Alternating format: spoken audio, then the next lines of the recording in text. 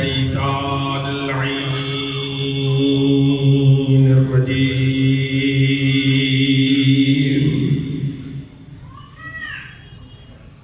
بسم الله الرحمن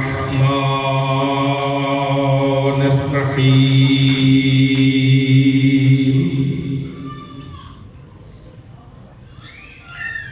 الحمد لله رب العالمين.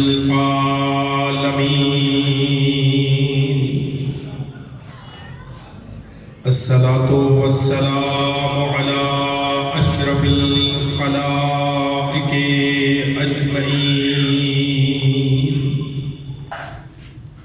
سيدنا ونبينا وشفيع ذنوبنا وطبيب نفوسنا حبيب إله العالمين أبي القاسم محمد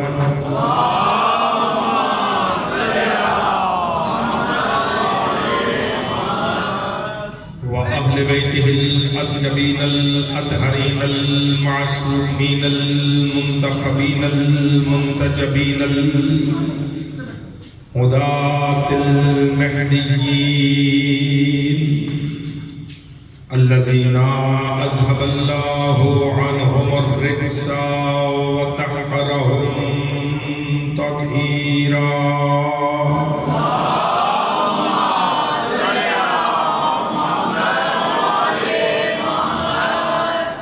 واللعنة الدائمة الباقية على أعدائهم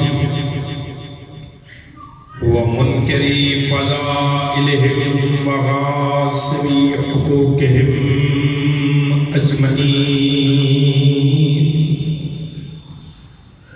أما بعد فقد قال حق سبحانه وتعالى في القرآن الكريم وقوله الحق وهو أصدق القائلين.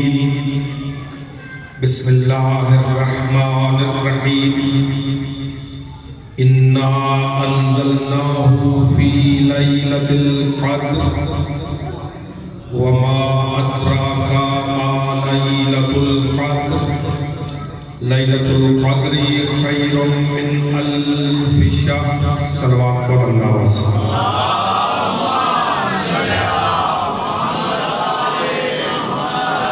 اپنی اپنی حاجات کی قبولیت کے لیے جو عزیزان ان نورانی و ملکوتی و عرفانی محافل کا انعقاد فرما رہے ہیں، ان نوجوانوں کی توفیقات میں اضافہ کے لیے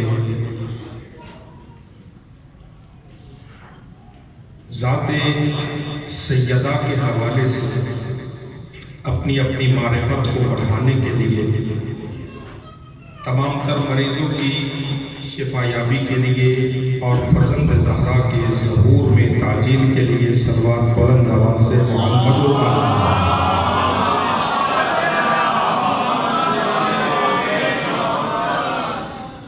گزارش حضور یہ ہوگی کہ گفتگو شروع کی جائے.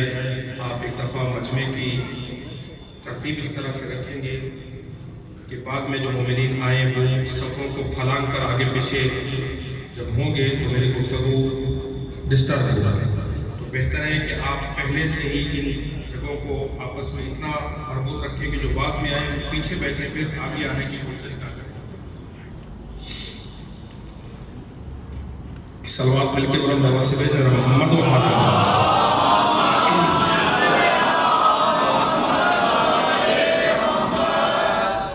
عزیزان گرامی قدر واجب الاحترام سامنے حضرات،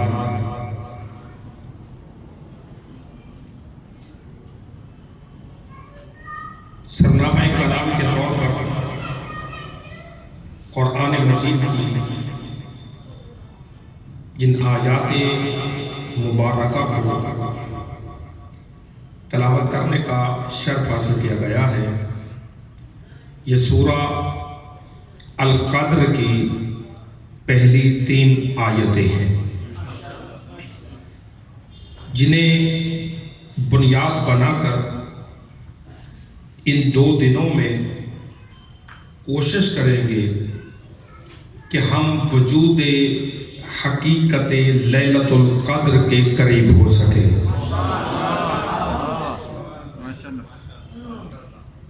ارشاد ہو رہا ہے انا انزلناہ فی لیلۃ القدر، بے شک تحقیق ہم نے اس قرآن کو لیلۃ القدر میں قلب مصطفیٰ پہ نازل کیا۔ وما ادراک ما لیلۃ القدر، اور تمہارا وہم، تمہارا گمان، تمہارا ظن، تمہارا عقل، تمہارا شعور، تمہارے تصورات، تمہارا ادراک اس بات کو درک نہیں کر سکتا کہ ہم نے لیلۃ القدر کو کیا عظمت عطا فرمائی ہے۔ ساتھ ہی اللہ نے تجسس کو کچھ کم کیا کہ انسان گھبرا نہ جائے۔ خود ہی اس نے اپنی زبان بے زبانی سے کہا لیلۃ القدر خیر من الف شہر، کہ یہ ایک رات جس میں ہم نے قرآن کو نازل کیا 1000 مہینے سے بہتر ہے، برتر ہے، افضل ہے۔ بات پہنچی آپ کے ذہنوں تک؟ یہ ترجمہ پھر ذرا سماعت فرمائیں تاکہ پھر میں گفتگو کا دورانیہ تھوڑا سا آگے بڑھا۔ انا انزلناہ فی لیلۃ القدر، ہم نے اس قرآن کو لیلۃ القدر میں سرزمین قلب مصطفیٰ پہ نازل فرمایا۔ ما ادراک ما لیلۃ القدر، تم کیا جانو کہ لیلۃ القدر کیا ہے؟ اشیاء کی حقیقتوں کا علم رکھنے والا اللہ کہہ رہا ہے کہ تم کیا جانو لیلۃ القدر کیا ہے۔ میں سفر رہنا ہے، گھبرانا نہیں ہے، چونکہ میرے عزیزان تشریف فرما ہے، میرے اسلوب بیان سے بہتر واقف ہیں، میں سطحی گفتگو کرنے کا عادی نہیں ہوں، اس لیے کہ جب مخدومہ عالم پر گفتگو ہے تو پھر کسی بھی دنیاوی فلسفی کی زبان سے مقام فاطمہ بیان کیا ہی نہیں جا سکتا۔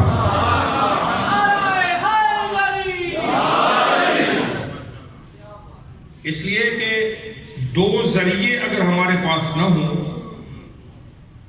تو ہم مقام فاطمہ تک پہنچ ہی نہیں سکتے۔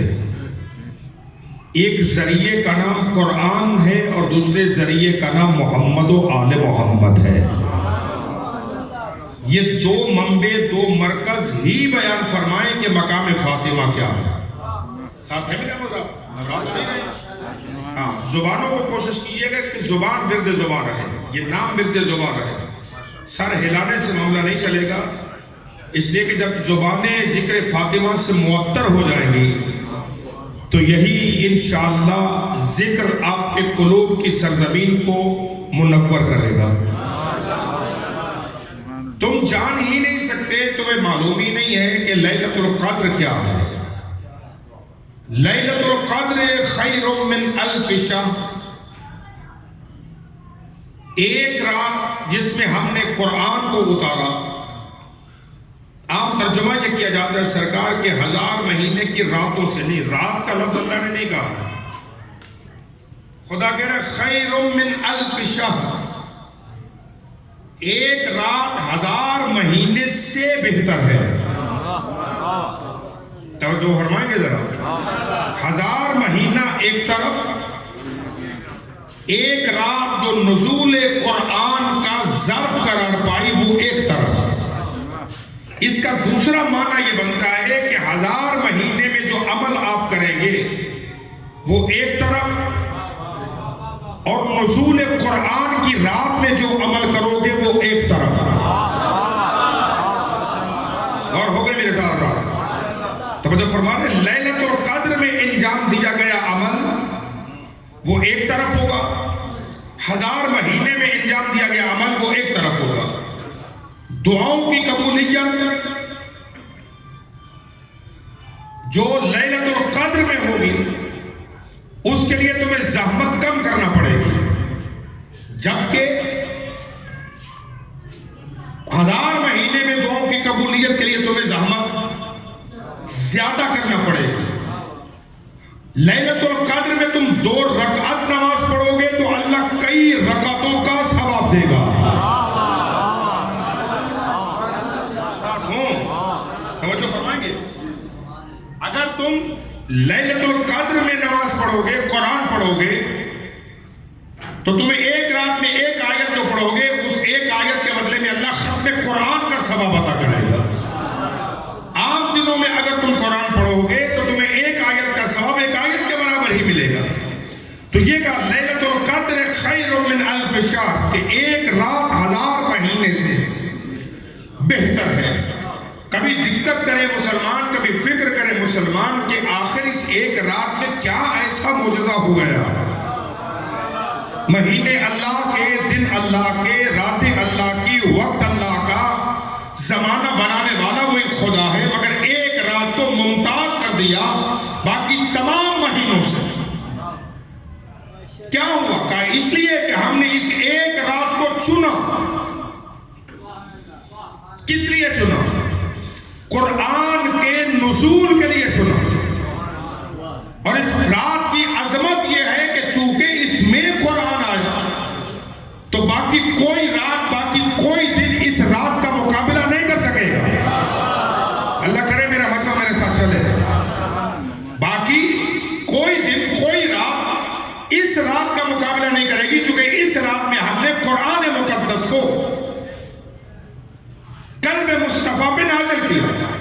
دنیا غور کرے، جب ایک رات میں قرآن صامت قلب مصطفیٰ پہ آئے تو 1000 مہینہ مل کے اس رات کا مقابلہ نہیں کرتا۔ اور جس آغوش طاہرہ میں اللہ نے 11 قرآن اتارے،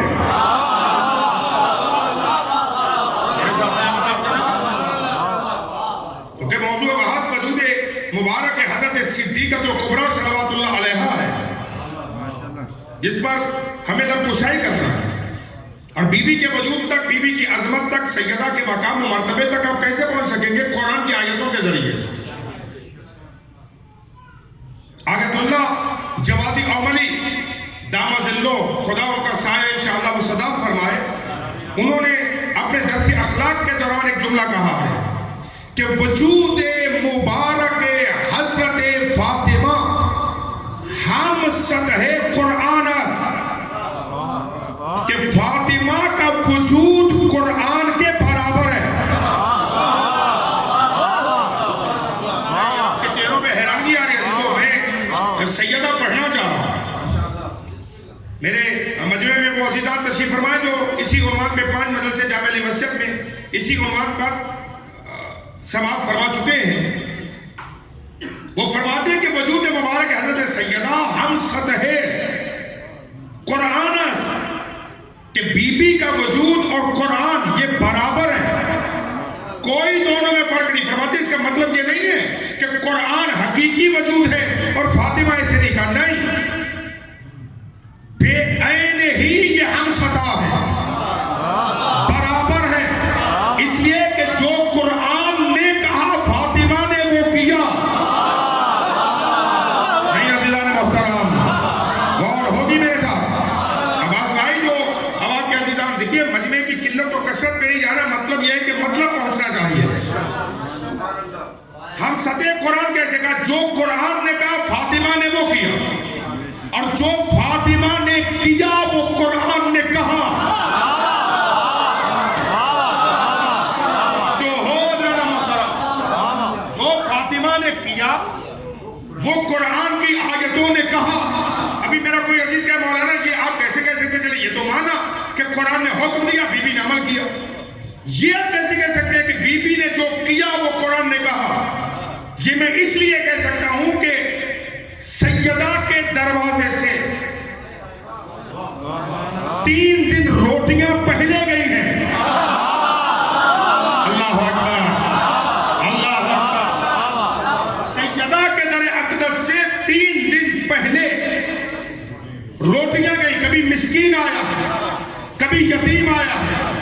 بھی اسیر آیا ہے. اب میری سمجھ میں نہیں آتا مدینے کا وہ کون سا یتیم تھا کہ جس کے گھر میں روٹی نہیں پہنچتی تھی اور وہ روٹی لینے فاطمہ کے دروازے پہ آیا. اب سخیوں کی جو بھی تم فہرست بناؤ، فلاں اتنا سخی تھا، فلاں اتنا سخی تھا، فلاں کے اتنے خزانے تھے، فلاں نے اتنا مال دیا تھا، فلاں نے یہ کر دیا تھا، فلاں نے یہ کر دیا تھا، اس نے یہ کر دیا تھا. جس نے جو بھی کیا، مگر اللہ نے فاطمہ کے گھر کی خیرات کو قرآن بنایا.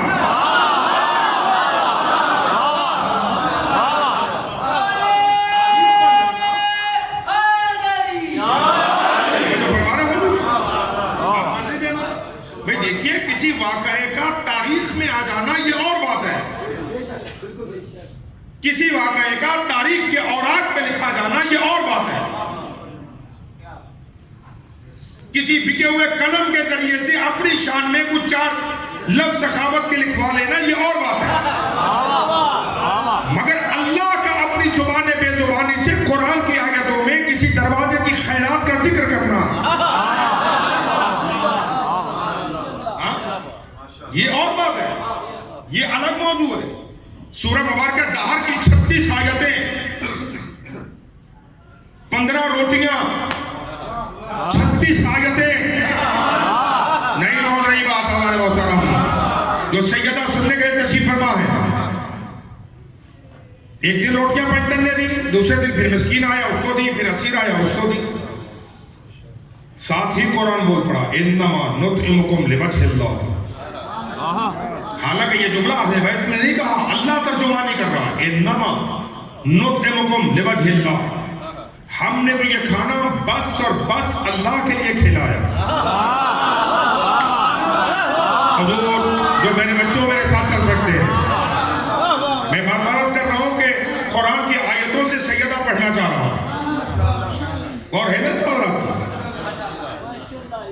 یطعمون الطعام علی حبہ مسکینا و یتیما و اسیرا، کہ یہ کھانا کھلاتے کبھی مسکین کو، کبھی یتیم کو، کبھی اسیر کو. انما نطعمکم لوجہ اللہ. بات ہو رہی ہے اس بات کے اوپر کہ جو قرآن نے کہا سیدہ نے وہ کیا، جو سیدہ نے کیا قرآن نے وہ کہا. اور یہی تو وجہ ہے کہ ہم یہ کہتے ہیں کہ قرآن کی آیتوں کی تفسیر ہے کردار آل محمد. توجہ فرمانا حضور. حیرانگی چہروں سے خدا نہ تھوڑی سی دور کیجیے گا تو تب میں کچھ عرض کر سکوں گا. علم الہی لفظوں کا لباس پہنے تو قرآن بنتا ہے. علم الہی اگر کسی جسم میں آ جائے تو آل محمد بنتے ہیں. توجہ فرما رہی ہے. زندہ رہے، سلامت رہے. یہ کھانا کھلاتے کبھی یتیم کو، کبھی مسکین کو، کبھی اسیر کو، اور کہتے کہ انما بس اور بس نطعمکم لوجہ اللہ، ہم نے یہ کھانا تو اللہ کے لیے کھلایا. لا نرید منکم جزاء ولا شکورا، ہماری نیت میں ذرہ برابر جزا یا شکریہ کا تصور ہی نہیں تھا. کمال ہے. یہ اتنے حسین چہرے اسی طرح سے استقبال کریں تو پھر میں جملہ کہنے میں حق بجانے والا. لا نرید منکم جزاء ولا شکورا، یہ جو کام ہم نے کیا ہے، 3 دن بھوکوں کو جو کھانا کھلایا ہے، اس میں ہم نے ارادہ ہی نہیں کیا کہ کوئی ہمیں جزا ملے یا ہمیں کوئی شکریہ ملے. ہم کسی قسم کی جزا اس لیے کھانا کھلا رہے کہ جنت ملے گی،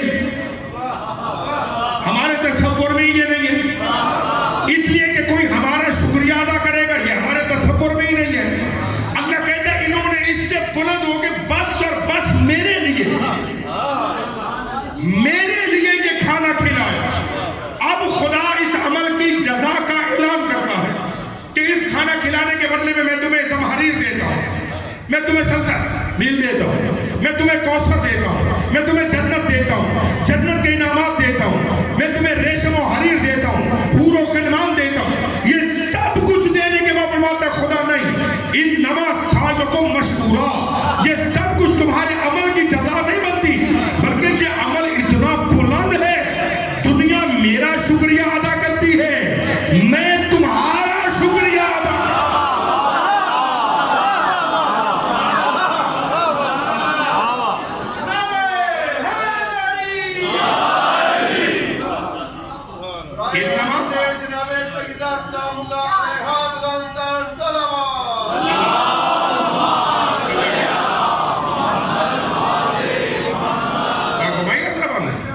تمہارا یہ عمل اتنا بلند ہے کہ اس عمل کی جزا جنت تو کم ہے، اس لیے کہ جنت اس عمل کی جزا کیسی ہوگی؟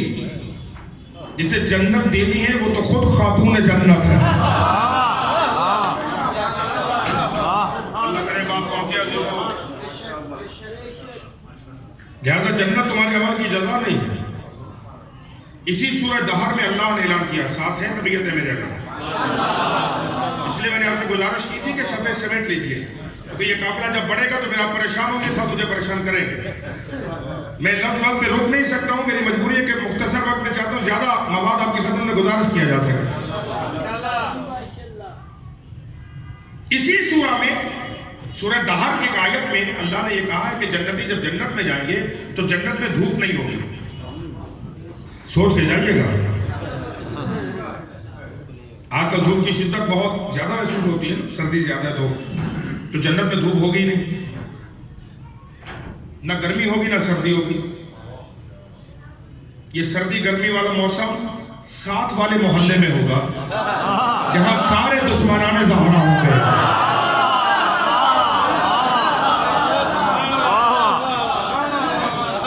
میں کوئی اختلافی گفتگو تو نہیں کر رہا ہوں، نہ اتحاد کے پیش نظر سب چیزوں کو پہنچانا۔ جنت میں دھوپ نہیں ہوگی۔ سورہ دہر فرماتی ہے کہ جنت میں جنتی دھوپ گرمی کی شدت کو محسوس نہیں کریں گے، یعنی جنت امن کا نام ہے، ٹھنڈک کا نام ہے، سرور کا نام ہے، سکون کا نام ہے۔ جنت میں کسی قسم کی کوئی پریشانی کا سامنا نہیں کرنا پڑے گا، مگر ایک دن اچانک سے جنتی دیکھیں گے کہ پوری کی پوری جنت منور ہو گئی ہے، اتنی روشنی کے برداشت کرنا مشکل ہے۔ جنتی خدا کی بارگاہ میں کہیں گے پروردگارا، یہ تو نے تو خود کہا تھا کہ جنت میں روشنی نہیں ہوگی، پھر یہ جنت میں نور کیسا ہے؟ یہ کیسی شدت ہے روشنی کی؟ آواز ہے کہ یہ کسی مصنوعی روشنی کی شدت نہیں، بلکہ علی و فاطمہ کسی بات پہ مسکرائے ہیں۔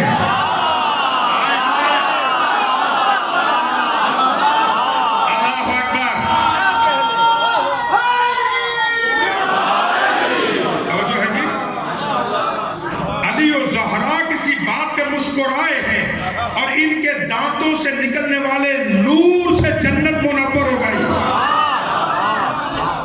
اللہ اکبر! دنیا غور کرے، جن کے دندان مبارک کتنے نورانی ہیں، ان کا وجود کتنا نورانی ہوگا۔ غور ہے یا نہیں میرے دوست؟ تو جو قرآن نے کہا وہ سیدہ نے کیا، جو سیدہ نے کیا وہ قرآن نے آیتیں بنائی۔ توجہ ہے یا نہیں ہے؟ بی بی کے گھر سے، جہاں سے میں نے بات کو لیا، بی بی کے گھر سے ہم نے بھائی روٹیاں پہلے گئی ہیں، سورہ دہر بعد میں نازل ہوئی ہے، اور یہ سورہ دہر آل محمد کی سخاوت کا قصیدہ ہے۔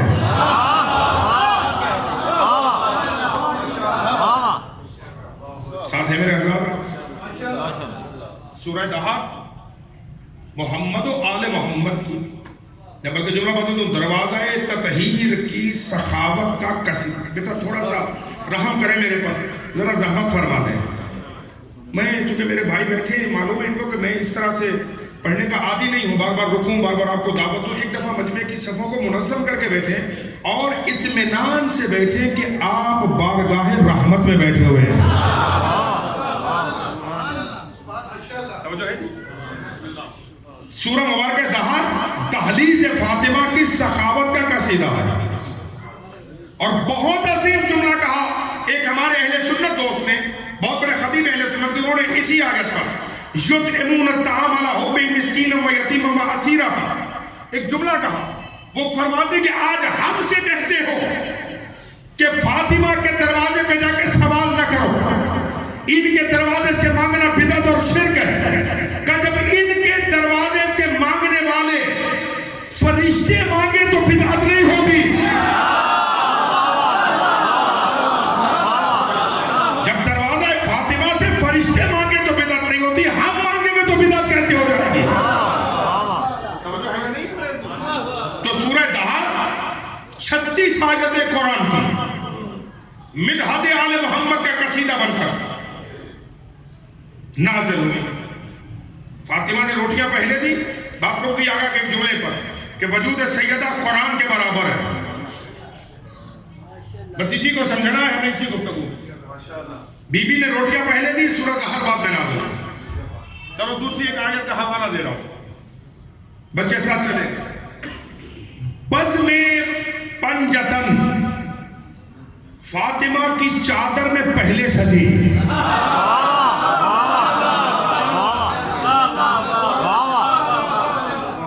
وجود ہے اہل بیت سیدہ کی چادر میں پہلے جمع ہوئے. آیت تطہیر جبریل بعد میں لے کے آیا، یعنی بی بی کے گھر میں متطہرین کا اجتماع پہلے ہوا. خدا نے ان کی طہارت پر مہر لگانے کے لیے آیت کو بعد میں نازل کیا. یعنی عمل اہل بیت کو اللہ نے قرآن کی آیت میں بیان کیا. آپ حیران ہو رہے ہیں نا؟ چلو میں کچھ آسان کرتا ہوں. یاد ہے نا کہ پیغمبر اسلام مسجد النبی سے سیدہ کے دروازے پہ آئے.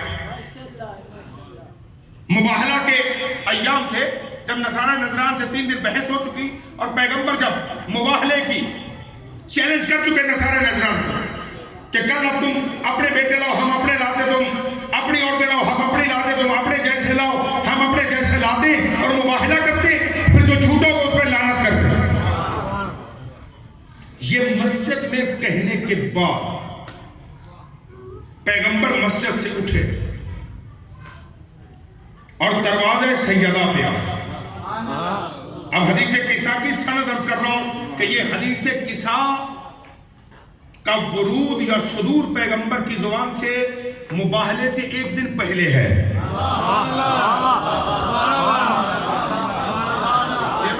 کوئی پوچھ لیتا آپ بتا سکتے ہیں کہ حدیث ہے کہ ہاں ہم بتا سکتے ہیں کہ جو بھی فضیلت اہل بیت کے ساتھ منسوب ہوئی ہے وہ کس وجہ سے ہوئی ہے. توجہ ہے یا نہیں؟ پیغمبر آئے دروازہ سیدہ پر اور دق الباب سلام علیہ السلام کے بعد گھر میں داخل ہونے کے بعد کیا فرماتے کہ بیٹا مجھے اپنی چادر یمنی دے دیجئے، اس لیے کہ میں اپنے جسم میں کچھ ذوق محسوس کر رہا ہوں. یہ لفظ آپ کے ماشاءاللہ ہر شب جمعہ آپ اپنے اپنے گھروں میں جب پڑھتے ہیں تو یہ سننے میں لفظ ہے آپ کے، مگر توجہ کیجئے گا میں ایک استدلال کرنے جا رہا ہوں. فاصلہ کتنا تھا؟ مسجد سے امیر المومنین کے گھر کا کتنا فاصلہ تھا؟ ایک دروازہ علی مولا کا مسجد میں کھلتا تھا، دوسرا دروازہ بازار میں کھلتا تھا. اب جس بھی دروازے میں آپ کہیں تو کتنا فاصلہ؟ 2 4 5 قدم. اگر پیغمبر اسلام کو چادر کی ضرورت تھی تو پیغمبر گھر سے چادر کیوں نہیں لے کے آئے؟ میں آپ کی اس حسن سماعت پر قربان ہو جاؤں عزیزو. بھائی جب ضرورت تھی چادر کی تو گھر سے کیوں نہیں لے کے آئے؟ آ کے بی بی سے کہہ رہے کہ مجھے آپ اپنی چادر یمنی دیجیے، میں اپنے جسم میں کچھ ذوق محسوس کر رہا ہوں. اب یہاں پر ایک اور جملہ حضور آپ کے حوالے کر رہا ہوں جو کہ صاحبان علم تو لے سکتے ہیں، جملہ کو لیجئے گا. یہ جسم نبی کا ذوق تھا یا نبوت کا ذوق تھا؟ ذوق کس میں تھا؟ ابھی مسجد سے بی بی کے گھر میں آئے تو ٹھیک ٹھاک تھے. ذوق کس میں تھا؟ چونکہ وہاں کہہ چکے ہیں کہ تم اپنے بیٹے لاؤ ہم اپنے لاتے، تم اپنی عورتیں لاؤ ہم اپنی لاتے، تم اپنے جیسے لے کے آؤ ہم اپنے جیسے لے کے آتے. یہ ذوق تھا پیغمبر کو. وہ اجزاء چاہیے کہ جو میدان مباہلہ میں جا کر محمد کی صداقت کی گواہی دے سکے.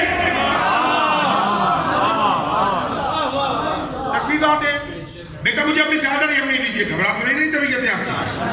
بیٹا مجھے اپنی چادر یمنی دیجیے. بی بی نے اپنی چادر یمنی یعنی چادر تطہیر رسول خدا کو عطا فرما دی. کس لیے پیغمبر نے مانگی؟ تاکہ جسم کے ذوق کو ارے کوئی لطیف جملے تک پہنچے. پیغمبر نے چادر کیوں مانگی؟ اپنے جسم کے ذوق کو، کمزوری کو دور کرنے کے لیے. ابھی بھی فاطمہ سمجھ میں نہیں آ رہا. کائنات کے جسم میں ذوق آ جائے تو وسیلہ محمد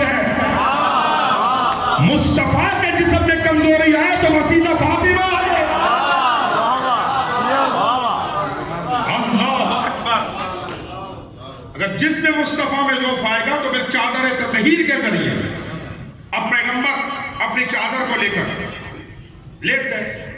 کچھ دیر کے بعد سلطنت حسن کا وہ شہزادہ آیا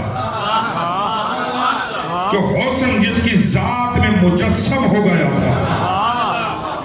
اس نے دہلیز کو عبور کر کے ماں کو سلام کرتے کہا کہ میں نانا کی خوشبو سونگ رہا ہوں. بڑا لطیف سے جملہ میرے ذہن میں آ رہا ہے, مجھے معلوم نہیں کہ اس منبر سے پہلے میں نے کہا ہے یا نہیں کہا, لیکن بہرحال آ گیا ہے فضیلت اہل بیت کا جملہ تو روکنا نہیں چاہتا ہوں. امام حسن مصطفیٰ نے اپنے بھائی کیا کہا کہ یہ میرے بچوں کو یاد ہے حدیث کے ساتھ, بس میں تذکر دے رہا ہوں اس کا کہ میں نانا کی خوشبو سن رہا ہوں. فرمایا ہاں وہ سامنے تمہارے نانا موجود ہے. نانا کے پاس ہے, نانا اجازت ہے آؤ.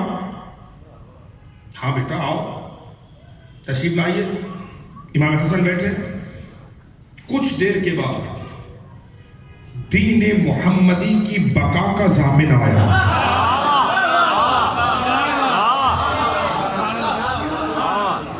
مولا حسین تشریف لائے. اما سلام. علیہ السلام بیٹا, نانا کی خوشبو سونگ رہا ہوں. کہاں وہ چادر میں تمہارے بھائی کے ساتھ. امام آئے, نانا کو سلام کیا. سلام کرنے کے بعد نانا اجازت ہے میں بھی آؤں.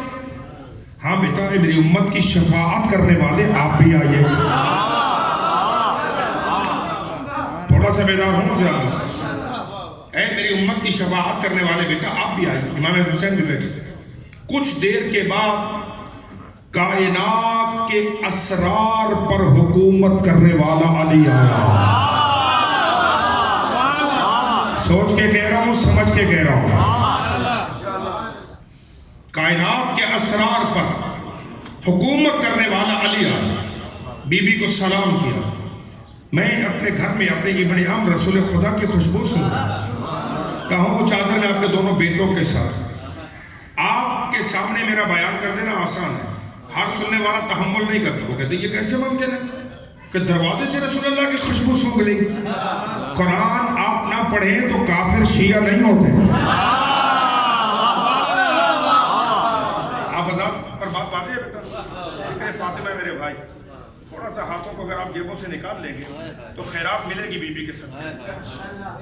اتنی بھی سردی نہیں ہے کہ اس حوالے سے ہم بالکل ہی منجمد ہو جائیں. یہ ذکر تو ویسے ہی روحوں کو جلا دے دیتا ہے.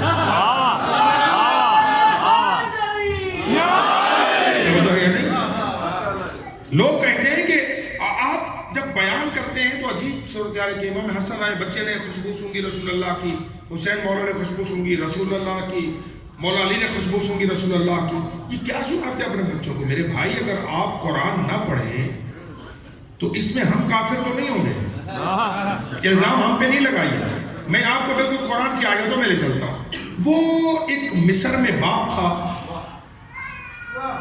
کنعان میں باپ تھا اور مصر میں بیٹا تھا.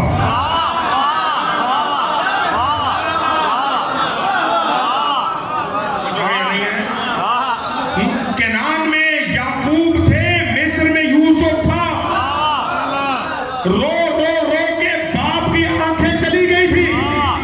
بیٹے کو مصر میں جب خبر ملی تو بھائیوں کو انہوں نے کرتا اتار کے دیا کہ یہ میرا قمیض لے جاؤ, بابا کی آنکھوں میں لگانا, شفا مل جائے گی. توجہ فرما رہے ہیں اللہ, میرا کرتا جا کے بابا کی آنکھوں پہ لگانا تو شفا مل جائے گی. سرکار اپنے عقیدے قرآن کی آیتوں سے لیا کیجئے.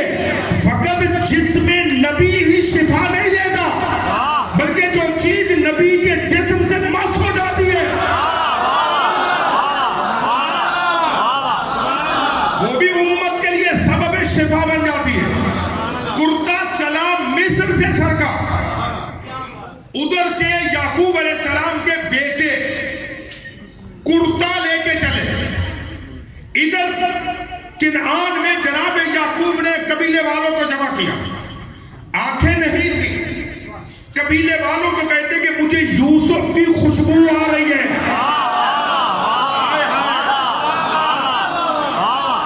جو ہو میرے زبانات کی, مجھے یوسف کی خوشبو آ رہی ہے. اگر مصر سے چلنے والے کرتے کی خوشبو کنعان میں سونگھی جا سکتی ہے تو یہاں تو فاصلہ ہی کوئی نہیں تھا.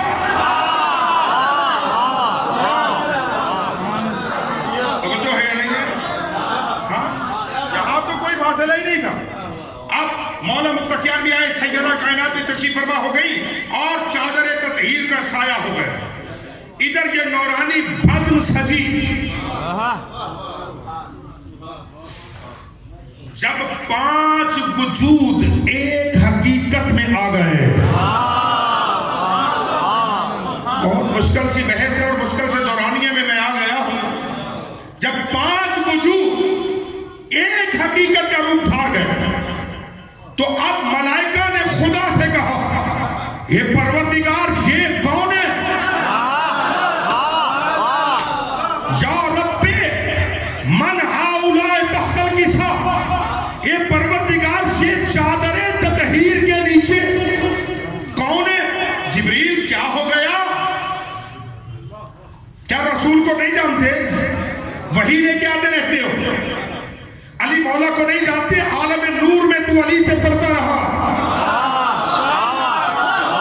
نبی پورے کا مجمع خاموش ہوگا تو مجھے دکھ رہے گا کہ میرا میٹر نہیں لیا گیا. بھائی جبریل امین کیا ہوا؟ رسول اللہ سے آپ کی ملاقات رہتی ہے. علی مولا آپ کے ویسے استاد ہیں. عالم نور میں آپ علی سے پڑھ چکے ہو. پیغمبر پر آپ وحی لے کے آتے ہو. فاطمہ الزہرا کے گھر میں کبھی تم چکی چلاتے ہو؟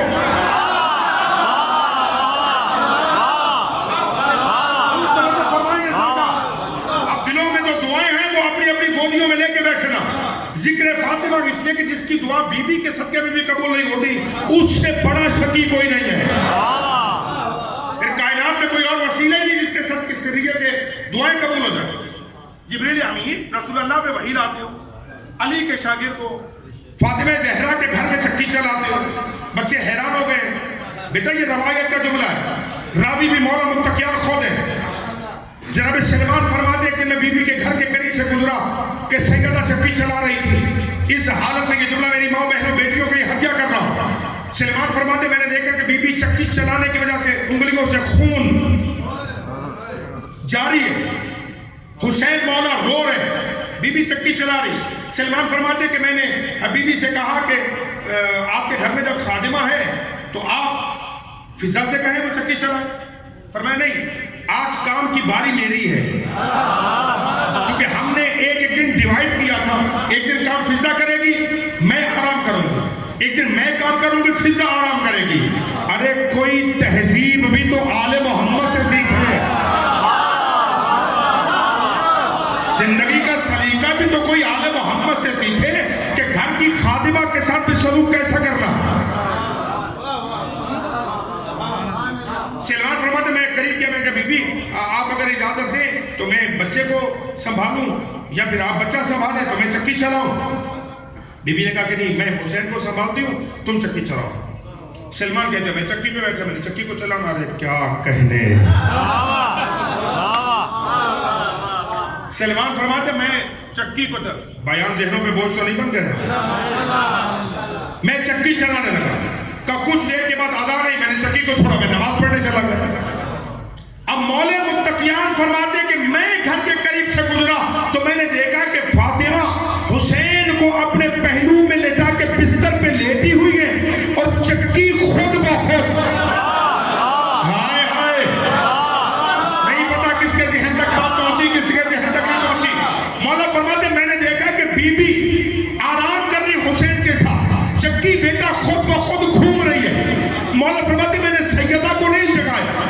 میں پیغمبر کی خدمت میں، یا رسول اللہ میں نے عجیب منظر دیکھا ہے. فاطمہ حسین کو لے کے لیٹی ہوئی ہے اور میرے گھر میں چکی خود بخود چل رہی ہے. رسول اللہ فرماتے یا علی یہ میری بیٹی کا مقام ہے.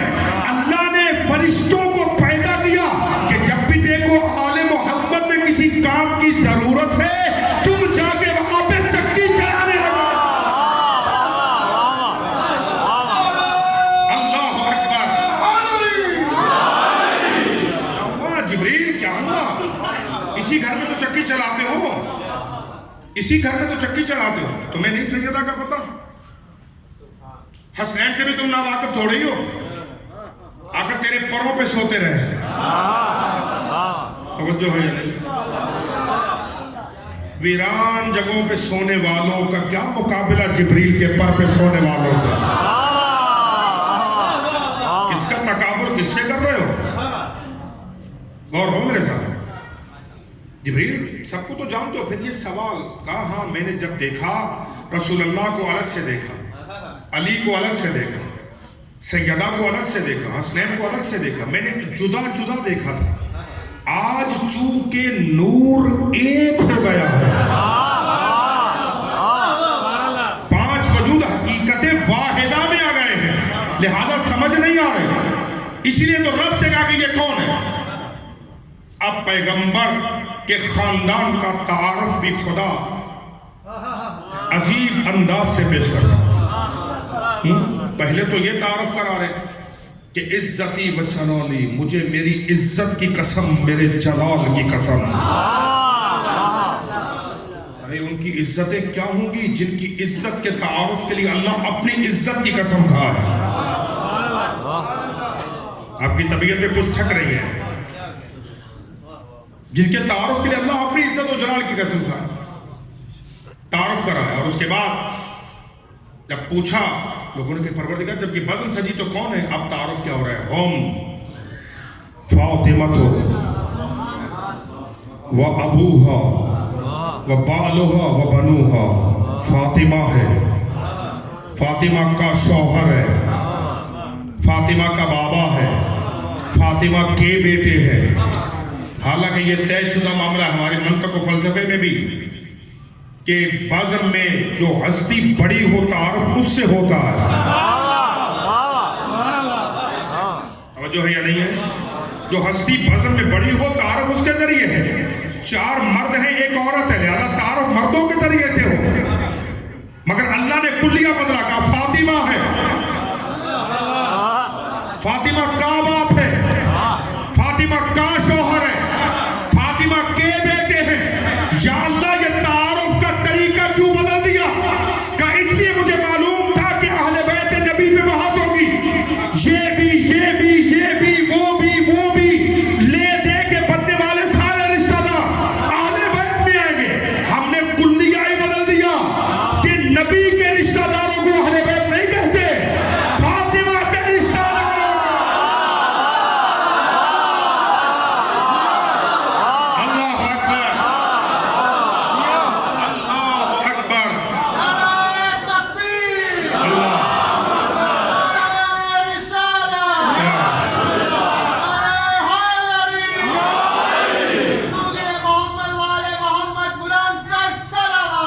اللہ صلی اللہ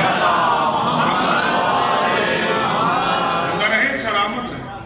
اہل بیت نبی میں فاطمہ کے رشتہ دار ہوں گے. لہذا کون کون اہل بیت نبی میں ہے اس کا رشتہ نبی سے نہیں بتائیے, اس کا رشتہ فاطمہ سے بتائیے. تب جب یہ